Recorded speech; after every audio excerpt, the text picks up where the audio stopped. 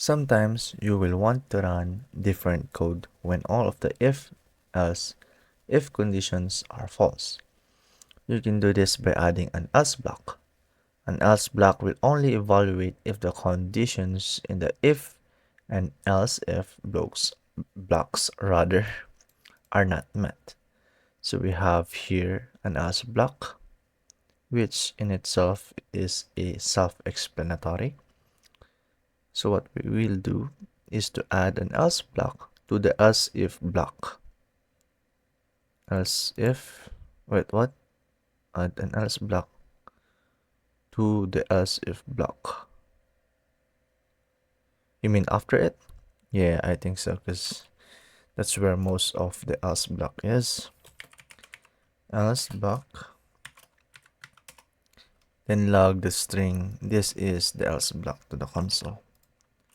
We can do that by writing console log, then pasting it here as the message. Yay!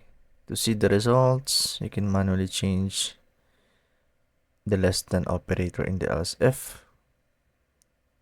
Oh yeah, we can.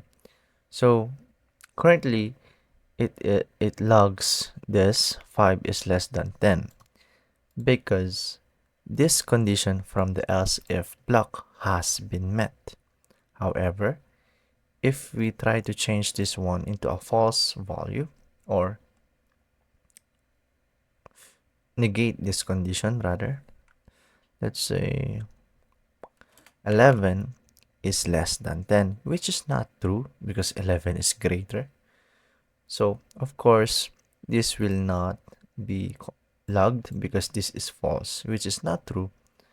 So rather than logging this one to the console, it will log this else block instead.